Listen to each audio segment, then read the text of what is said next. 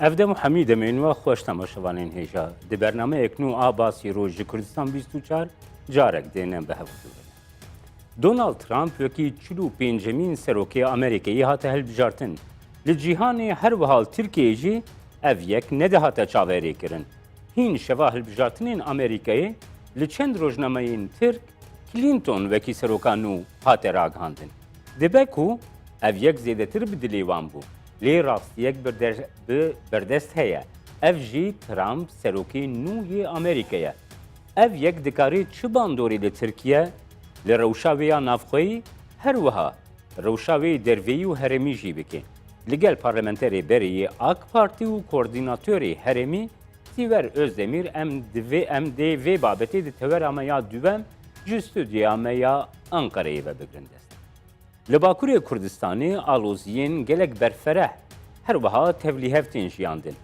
لعالیک و هفسروکن پارتیا دموکراسیا گلان HDP کو خواه وک پارتیک ترکیی بناو دکی لیر راین خواه جبا کردگره دبن ایزولاسیونک سیاسی دیه لعالیک دن آلترناتیو کرد سیاسی جواتی لباکور هینجی دی ساحه ده دیار نینه ترکیه بخواه دواری آشتیا جواکی حقوقی دموکرات و آزادین بنگهین ده جروشک نقایم و درباست به لگل حقوق ناس و چاونیر سیاسی فهری کاراکیون استودیامه دیار بکره ام دی وان بابتان بگرند است. برز کاراکیونو دسپیکه ده بخیر هاتینه گرم جبو کردستان 24 و برنامه باسی روش. سپاس دکم ایوار باش جته نونری تر. برز کاراکیونو ایرو سروکوزیر ترکیه دیار کرد کو جبو دستورا نو یا ترکیه لگل MHP ریکفتن کرنه. خوندناتش بوی و پنگاوی چیه؟ تی خویا کرن که اوا برنامه که ساله که ام ببین جبو سیستما سروکاتیه گاو بگاو پیشتا دچه و تی مرحله نو اوا نه نوهای اوا گاوا که مثلا سروکاتیه سیستما سروکاتیه هات هولی و هات روجوی جبری دا لسر وی هنک مناقشه چیبون لعالیه سیاستا کرد و عالیه سیاستا CHP'yi anji Atatürkçiti sistema parlamenteri esas girtin و وکو parlament sistema parlamenteri ne sebebi pirsa Kurdistani و هنک پرسی دموکراسیی halbuki gava ku meriv mesela realist binere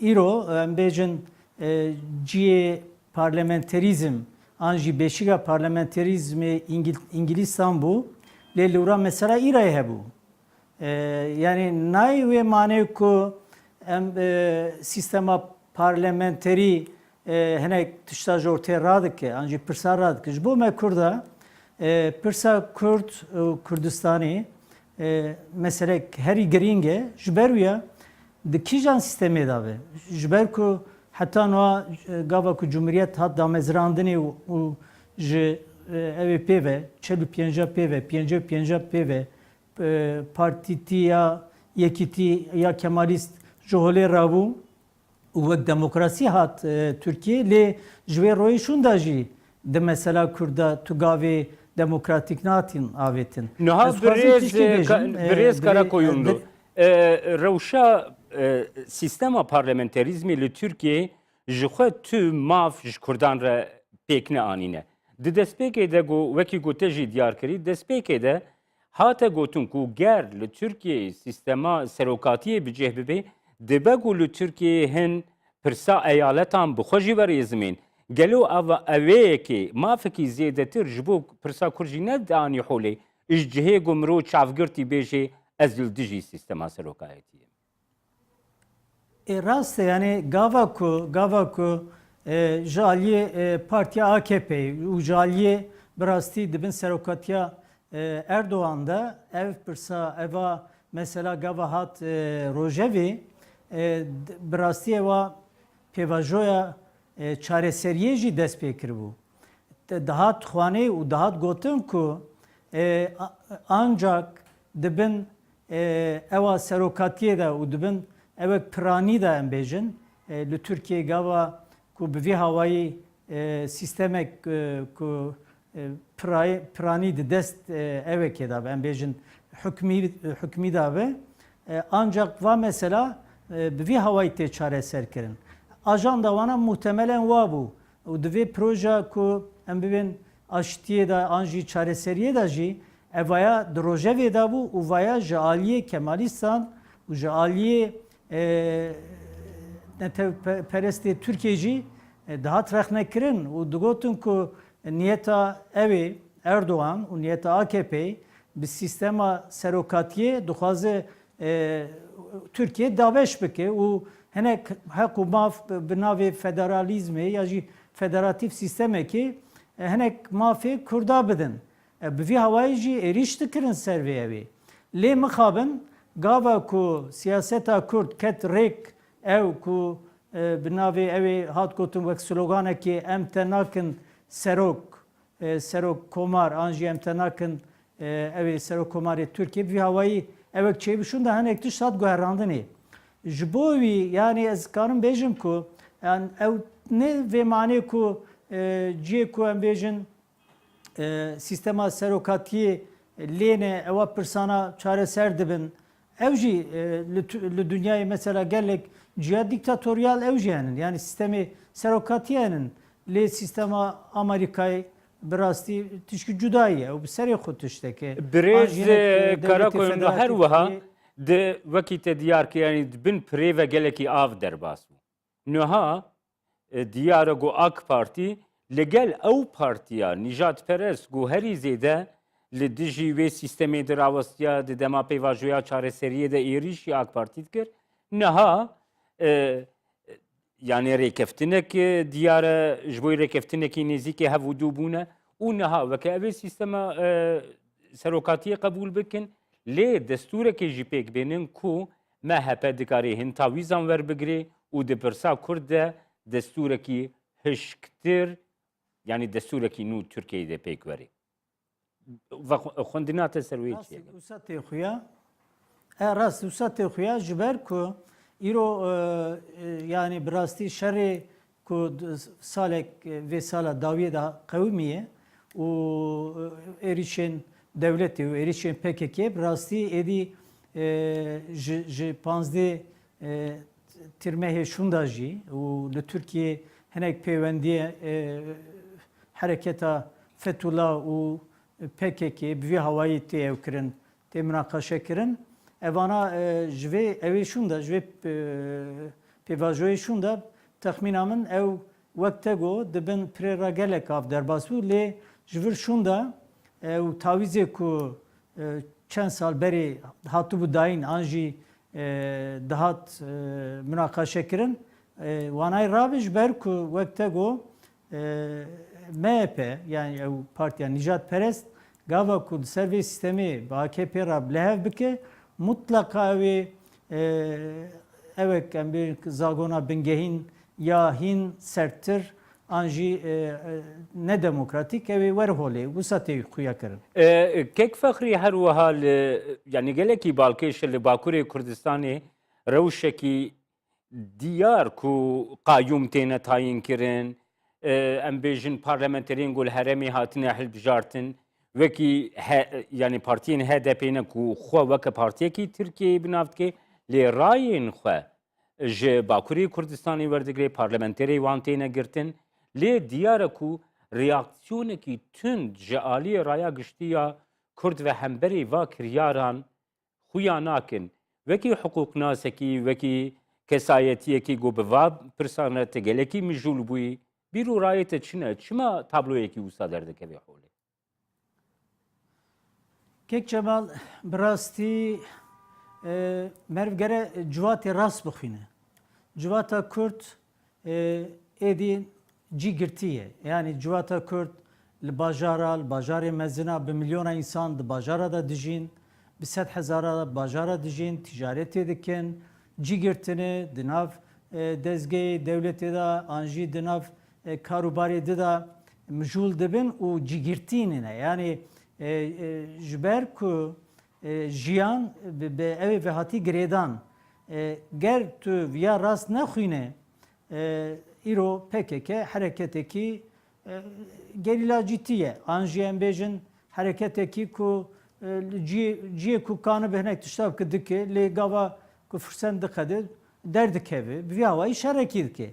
Lê şerê bi vî hawayî cudayî tu ji gelekî an ji milletekî tu milîtaniyê nikane bixwaze. Yani bi rastî eger ku me rast bixwanda yani dibe ku partiya HDP ber PKK'yî yani hareketekî particîtî an jî sivîl li Kurdistanê heba û xwe meşruiyeta xwe ewa xwe îspat bikira û dûra em bêjin PKK an jî hareketek çekdarî çêbûba ewa mesafekevê têda çêba. Lê mixabin ev partiyê ku îro bi wek HDP û hinek navê din hûn zanin tê meşandinê hem xwe wek partîk Tirkiyeyî bi nav dikin ji xwe şaşîtîk mezin ev bû ev partiya ev partî Kurd e herkes ku zane ev partiya Kurd ve ihtiyaciya Kurda ji siyasetê heye. Ne Türkiye gelek partiye Türkiye'nin problemi Kurda Partiya Türka an jî demokratîze kirina Türkiye'nin ne? De her ahvalî de, de her şertî de Kurd gere mesela xwe bîne rojevê. Eger ku ne wisa ba Kurda em bêjin ji dîktatorekî wek Saddam di 1970 de muxtariyetî çawa girtin. Belê. Her wiha hin şirovekar dibêjin bi rêzkara koyûn li ku HDP nikarî bûye bersiva daxwaz û hestên civata Kurd bide. Dibêjin ku partiyekî ji bo hilbijartinê bûye tenê. Yani hin şirovekar wisa dinirxîne. Şu wisa bû yani ev partî hebû ji xwe lê wek em bêjin divê pêvajoya ku îmralî û devletê û hinek tişt 2013 şûn da di Newroza 13 şûn da işte gotina misakî millî gotina biratiya İslamiyetî û gotina ku Türkiye evê bi Kurda mezin bibe eva çi manî tê mana ev ê yani herkes yedî ne ew e veşartî kifşe ku em bêjin va projana bi devletê îmralî hatin gotin hatin münaqeşe kirin. Li ser vîya eva partî jî hat gotin ku di vê merhelê de partîk wisa projek wisa dan berwana. Ev proje jî çi bû? Ji ber ku hûn Tirkiyeyê tê bidin berxwe û ji nav Tirkiye hûn ê bi hava ew bikin demokratîk ew ku tekoşîna wa demokrasiyê wê bêfam kirin. Ewa PKK jî li paş ve nemîne ya ji vî hawayî hûn ê xwe îspat bikin. Ewa projek bû bi ya min lê evana nameş. Yani Kurd û siyasetvanê Kurd lazim e ji bo Kurda siyasetê bikin.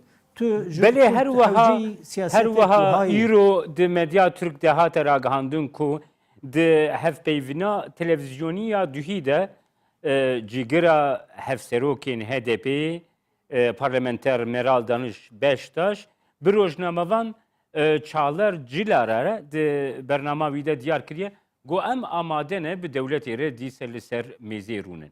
Yani ew qas rewş yan rûdayî tu çawa dinirxînî vî baber? Keko eva yani gava ku siyaset neb destê xwe be, siyasetvan neb destê xwe bin. Yani dibin bandora hinek kesa da, hinek partiya da bin. An jî yê ku rêve dibin em bêjin aktörê esasî gava cuda bin.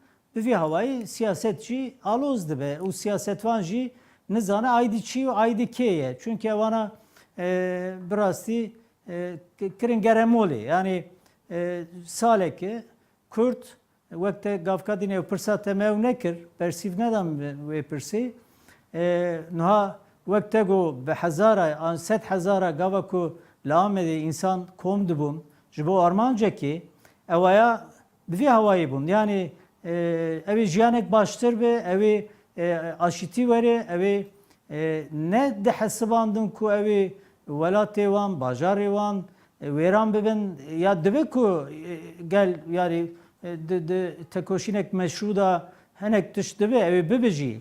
Lê gel ya anjî gelê Bakur bi vî havayî bi şerekî wisa ne hazır bû. û gava ku meriv tişkî bedelekê bide yani eva bedel giran çünkü tu warê xwe, ciyê xwe, malê xwe, her tiştê xwe canê xwe tu feda dike. Gava tu ji gel tişkî wisa bixwaze gerek tu demek nêzik te perspektîfek, siyasetek û tiştê ku qezenç bike tu bide ber wî. Ew bawer bibe ku di demek Kurd te vê fedakariyê gava bike ew li hemper wî qezencek wîna wisa çêbibe.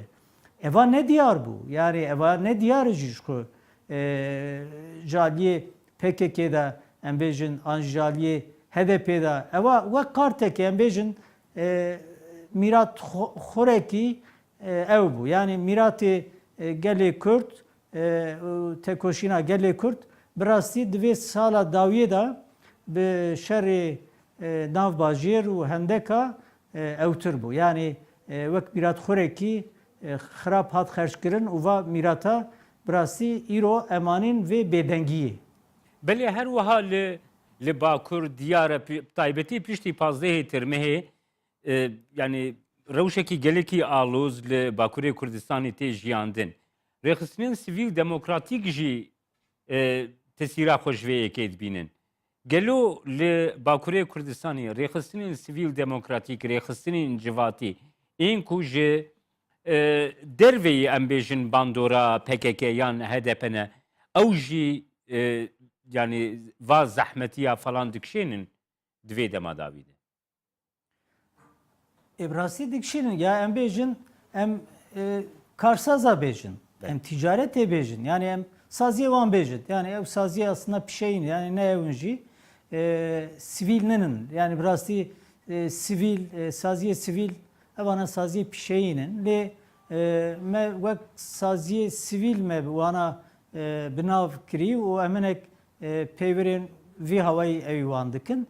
Lê bi rastî zêdetir dibin bandora PKK'da bû û bi destê wan ava bûne evana gelekê wî. Lê hinek em bêjin wek em bêjin ewa tabîba, an jî baro, an jî ewa karsazan, ewa ticarî em bêjin evê wan. û hinek evê ku evin bi bandorin li ser ciwatê ewana nerazîtiya wana ji berê da bi vî hawayî heye û ji vê dawiyê di vê pêvajoya dawiyê da jî bi rastî zêdetir dengê xwe bilind dikin. Lê ji alîkî di de jî devlet bi ser wan da jî tê. Yani bi ser devlet vê demê da hekî ew nake. Yani ji hevdû cuda nake. Bi vî hawayî ewek çêwî wek şopa evê şop ketî nav hevdû. Ji bo ya ew zehmetî heye û nerazîtî di vî warî da ew dibe. Yani tiştê ne rast dibin. Bi vî hawayê ewek heye. Lê bi rastî êdî deng hekî bilind dibe. İnsan nerazîtiya xwe diyar dikin. Bêdeng bijî evaya nîşana wiyayî. Kek Fexrî her wiha wekî hiqûqnasekî ez dixwazim ji te bipirsim. Îro Wezareta Navxweyiya Tirkiyeyê biryar girt got 307 komele bêne girtin. Wekî hiqûqnasekî tu vê babetê çawa dine? Keko wek min got yani ev êdî devlet an jî wek dema 2 sal berê, 3 sal berê an jî goreyê rêw rêbazê demokratîk û demokrasiyê bi rêve naçe yani evaya gere meriv qebûl bike û evek awarte heye yani rewşek awarte heye bi rastî devlet bûyîn tişkî wîsayê yani îro hukmê devlet bûyînê ji sistema devleta tên. Devlet biçûk bijî, bi mezin bijî hiç ferq nine. Mesela wek îro Serok Barzanî gotî bira gundek bijî qasî erdekî gundekî bijî tu devlet be. Ne tu milyona di nav evekê de bijî. Lê qîmeta wî evê biçûk devleta biçûk ji milyona em bibên hebûna te xurttir e. Çima sistema navdevletî em bêjin, hukuka navdevletî ew hinek ewa dide devleta, hinek imkana dide devleta. Ewa çi ye? Li ser axekê sistema ku tu bi navê devletê saz dike, ev sistema di dest xwe de bê wî kes nikane çek bi kar bîne. Mesela li sistema navdevletî de em bêjin ew devleta tu nikan müdaxeleyî nav karê barê hundirê bike. Hukuka xwe ew bi xwe ew dike dida mezirîne. Evana imkanın. Ji ber wî devletek wek Türkiye di nav sistema Yekîtiya Avrupayê da bi rastî ji aliyê demokrasî de hinek merhale girtû gere merviya bivîne. Yani tu gava nebîne ne rast ev nehde salê vê dawiyê. Lê îro êdî texmîna min devlet kodê xunê demokratîk an jî dixwast demokratîze bibe. Ewaya niha berdayê û wek devletek ew kodê xunê ewlî ya jî berê tevger dike û vî awayî hereket dike. Ji ber wî em ji aliyê demokratîk te nikanin bêjin ku ew li pê vê merhelek ew pêvajoya wê sistemek demokratîk ew baştir derkevolê em vîya nikanin niha Belê kek fexriye ger em di dinya Kurd em sahaya Kurd de bigirine dest. Gelo alternatîvekî demokratîk neteweyî Kurd pêwîstiya wê çıkase ji bo civata Kurd û imkana got tiştekî wisa pêk werê tu li Bakurê Kurdistanê dibînî. Bi rastî yani eva ji aliyê ew de ji aliyê ku siyaseta PKK'yî an jî hikmê ku wana li rûyê erdê em bêjin bicî kirî tevger partî û gelek ew gere merviya bivîne ew bandora. Çünkü ew bandorek wisa ye ew tesîrek wisa ye ku ser mağduriyetiyê çêbûye. Yani sî-çel sal mağduriyetek mezin heye di vî warî de li rex PKK û derdora wê. Ji ber wî ewa bi hawakî evek li dora wê navendê û dora wê fikr û ramana evê hêzek heye û evê hebe jî. Ewa kes nikanin wî ew bike bira hebe jî ew gorê xwe ewa sîstem ewin yani ew ne mesela me ye. Lê ji aliyê di de ya mixabîniyê yê ku ji derve ji derveyî PKK'yan bêjin ji derveyî fikr û ramanê wî îdeolojiya wî dixwazin siyasetê bikin ewana cuda cuda nav xwe da perçe perçe ne. Ewa tişkî ne ew. Niha gavam dinerin misyona KDP'ye em bêjin wek hev li Bakur sê ew tevger dimeşîne. Yan ji xwe eva yan jî em bibên aliyê dîş tu denere aliyê Pakê, aliyê Hakparê, aliyê PSK, aliyê nizaçê tu gava vana ew dikin li ser bernamek netewî gi li ser ala netewî li hev dikin, li ser Sûrûdê li hev dikin, li ser bernameyê li hev dikin, li ser dahatuya Kurdistanê problemê wan tunene. Yani federasyon, an jî devlet bûyîn, an jî ew di vî warî de liberal, demokrat daxwaza civatê jî sistemekê de. daxwaza civatê jî nêzîkahî û hevkariya wan e. Rast e lê mixabin nayên bav nikanin bi hev re hereket bikin, nikanin wek tevgerek xurt derkevin meydanê hêzê xwe bigîn hevdû wek partik siyasî nikanin derkevin. Bi salayî nikanin vê ewa xuna tevgertiya ku berê em bêjin hinek tevgerê berheyşteyî wan avanal xwe dikin an jî wa ewana diparêzin.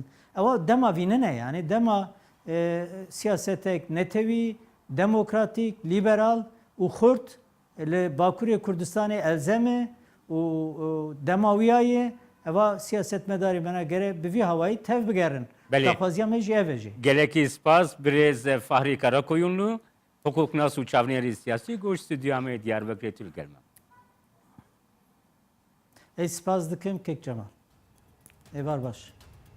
Belê temaşevanên hêja piştî bêndanekî Kurd em carekî dî li gel hevûdûne لگل برز زیور Özdemir em de babeta teveramê duwem ku li ser hilbijartina Serokê Amerîkayê nû Trump û bandorê wê li ser Tirkiye û Rewşa Kurd.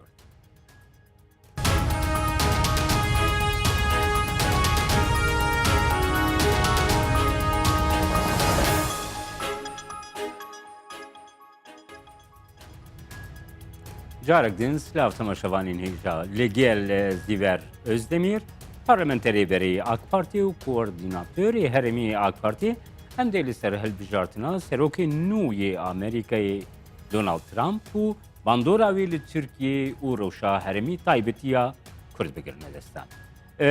Birêz Zîver Özdemir tu bi xêr hatî carek din Kurdistan 24 û bernameya basî. Kek zîwer em jûr dest pê bikin. Baş be, sersera serçavana. Kek zîwer em jûr dest pê bikin tu hilbijartina Donald Trump. Yani jî AK Parti, Devleta Türkiye hilbijartina Donald Trump çawa dinirkeni. Şevî din ji xwe Serokkomar Erdogan jî li gel Trump qise kirin. Belê,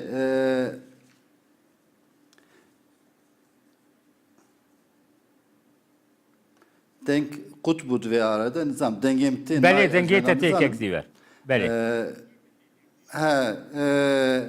Hilbijartina Amerika ya rastî belkî ji dünyayê re piçekî sürpriz at bes şexsiyê xwe ez ya fikrê xwe bêjim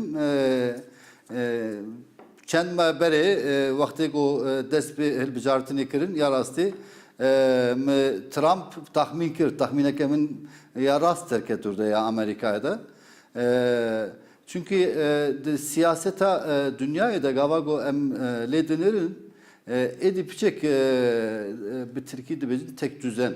Yani vakit statüko her daim aynı siyasetmendar dertin o tüm güvertine naydı ve devlete de bu Amerikacı bu Türkiye bu devlete kedirece etmeyeceğim yani bes necbo Amerika iptani Trump çeki aykırı bu yani fikirnevi cüda bun o jboloji bir çeki ye gele Amerika ev destek dahi bu serok Amerika'ra ya rastı ve Trump jibo Amerika yani jibo sistema Amerika an siyaseta deri Amerika'ya jibo dünyayı da demeşinin ve be guhartın anlayı guhartın jibo Türkiye jibo rojlatan avi ve çi be guhartın evki ya rastı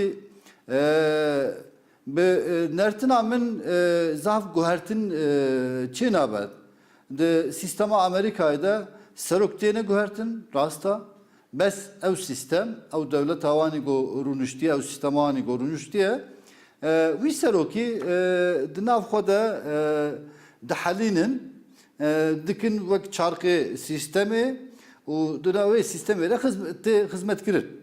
Belê Trump parolaya Trump di hilbijartinên Amerîkayê de ew bûn ku carek din em ê Amerîkayê mezin bikin.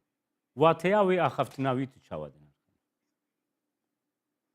Belê yani bi nezera xwe de wê piçekî di nava Amerîka'da piçekî mezin bikin hem aborî de hem jî di siyaseta Amerika di nav Amerika'da jî pirsgirêkê wanî gelek mezin hene.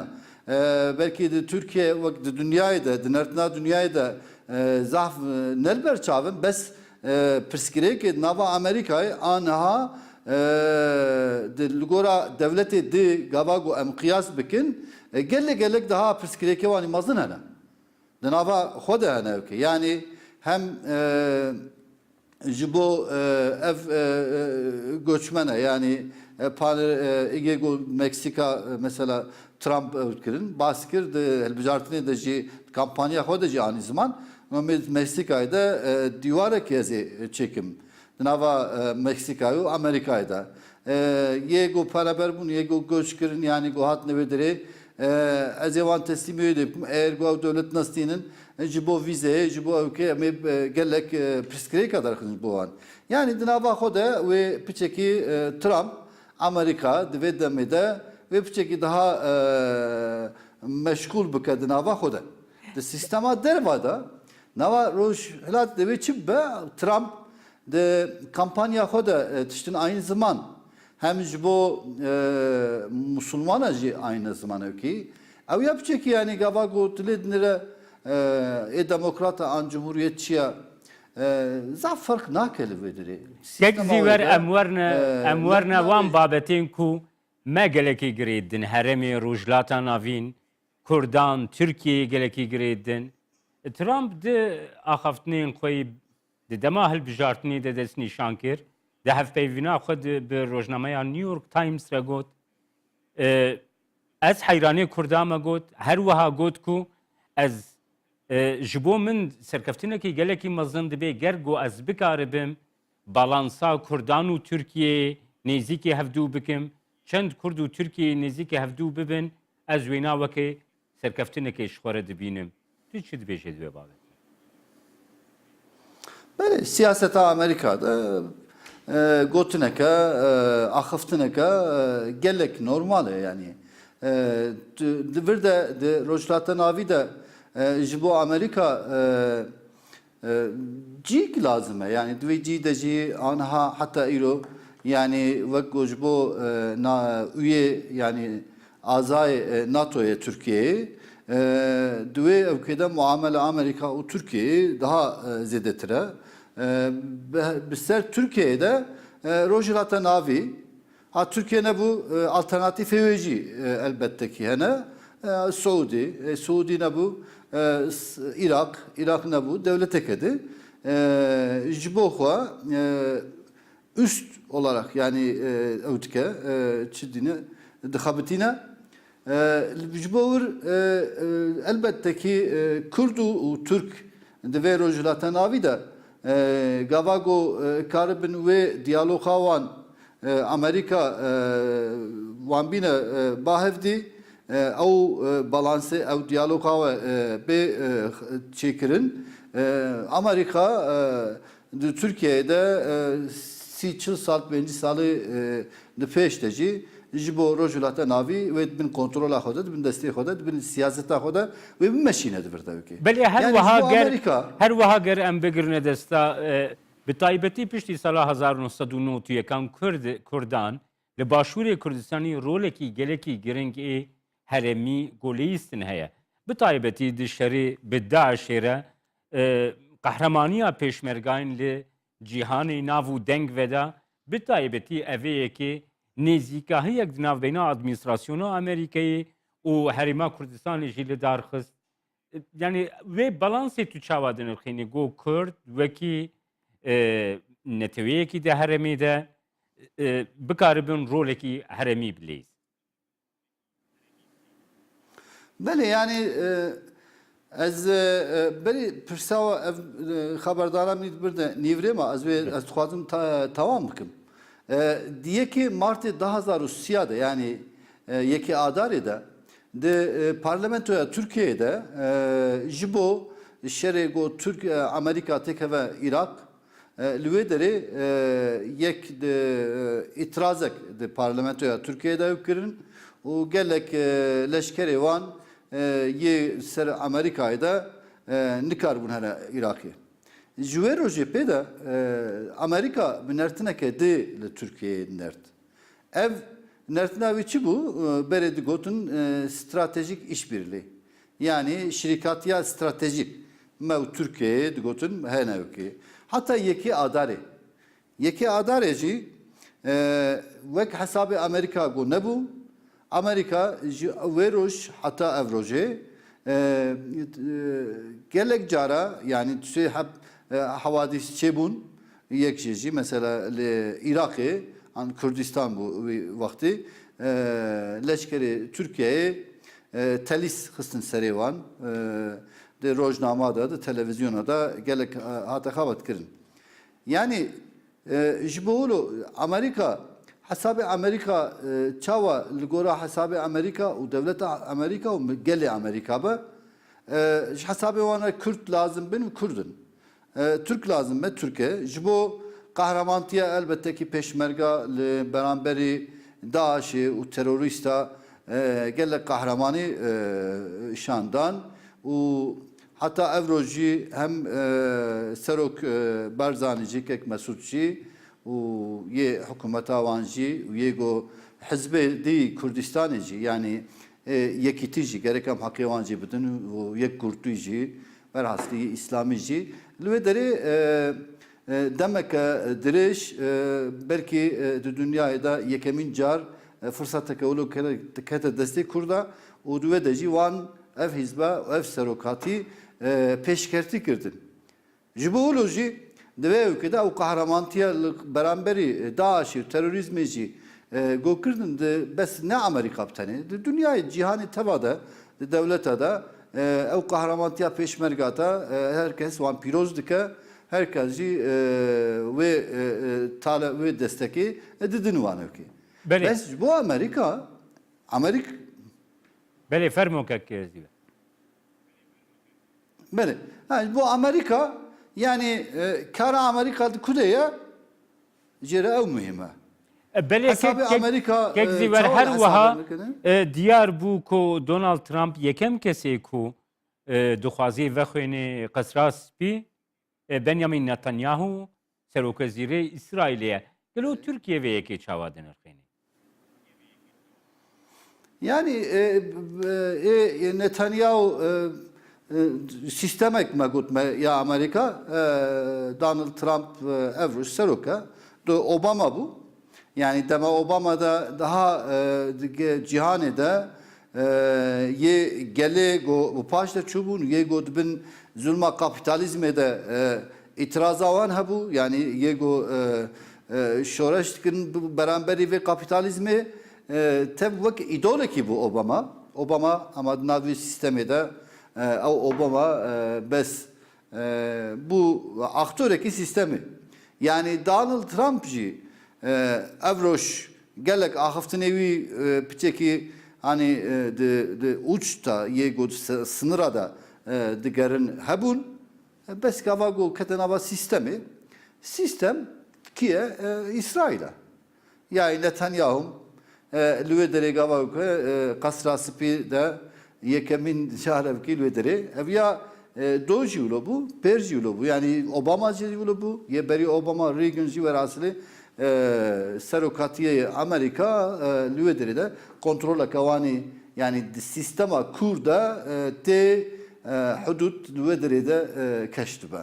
Trump her wahades nişan kir ku Trump her wahades nişan kir ku Obama siyasetekî gelekî pasîv li rojhilata navîn rêvebiriye yani ji aliyê şirovekarên siyasî ve wisatê xwendin ku administrasyona Trump dixwaze siyasetekî dijwartir, germtir di herêmê de bi rêve bibe. Heta tê gotin ku şirove wistan tê gotin ku ew li ser yekxakiya bi taybetî ya Iraqê vê wisa tund nebe wekî got dema Obama de tund.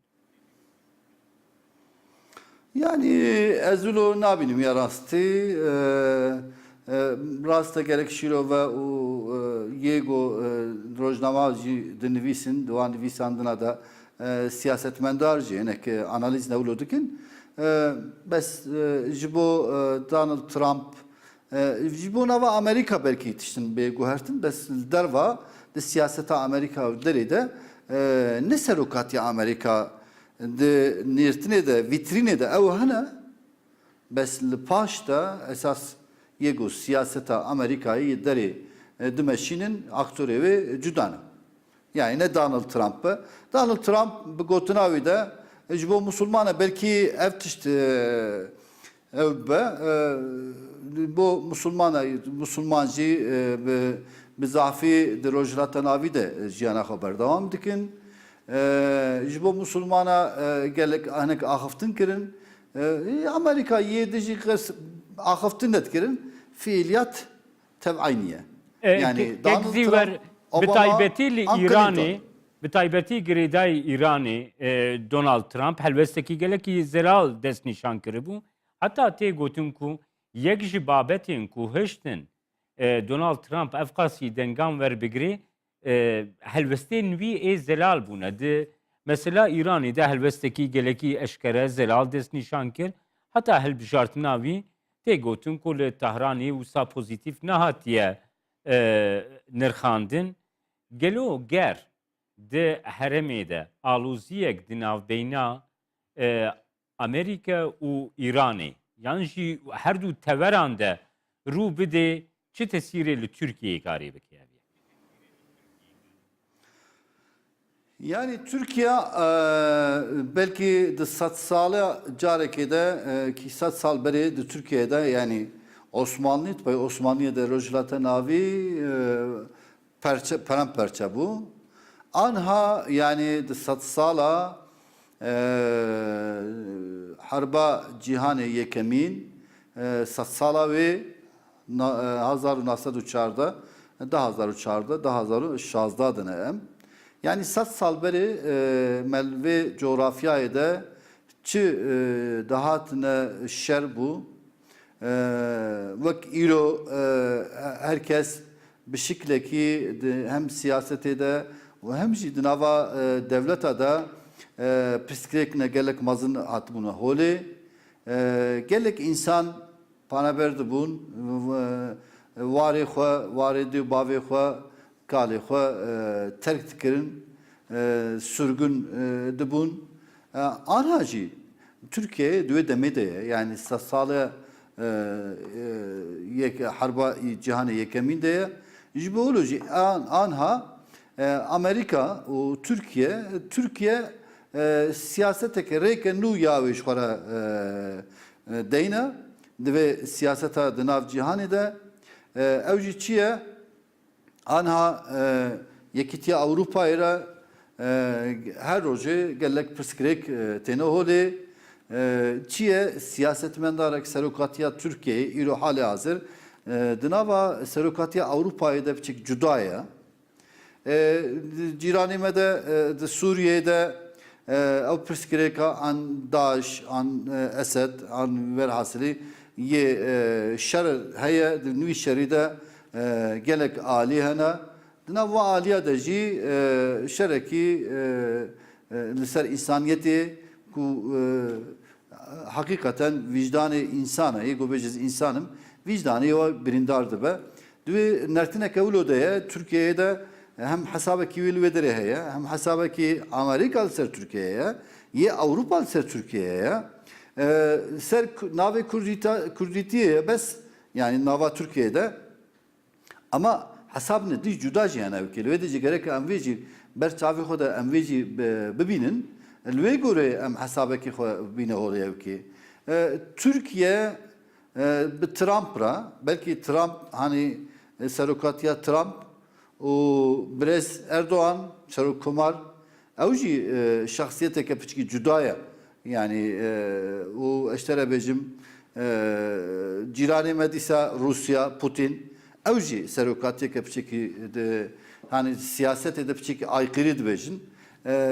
Belkî daha çetir hevdî karibin li ser masakê rûnên meselê dünyayê meselê devletê xwe devlet nav xwe daha bir hattî belkî min ew pirskir Brez Özdemir ji ber ku di heremê de wisa tê nirxandin ku İran nûnerîtiya teverekê dike di heremê de Türkiye di teverekî din de ye di heremê de di navbeyna İran û Türkiye'de di berjivendiya de gelek cara fikrê newekî hevûdû derdikevine holê berjivendiyên cuda hene di rewşekî wisa de got Amerîka werê heremê girêdayî İranê hin helbestan werbigire gelo ev nêzîkahiyekî Amerîkayî Türkiye'ye dîse navejînê divê çerçevê de me. Kek Cemal, 2 sal, 3 sal beri gavago em binirin siyaseta İran û Avrupa, İran û Türkiye'de, Amerika'da, Türkiye'de navê de ji bo lê hevdîtkirinê navcîtiya wan dikir. Yani em viya ji bîr nekin. Yani ji bo siyaseta hani cihanê ya netevî menfaata devlete, menfaata gelê wan kî derê be? Yani îro dostanî bi İran ve ji bo Türkiye, ji bo gelê Türkiye menfaata wan be Türkiye wê gavlî tavîje.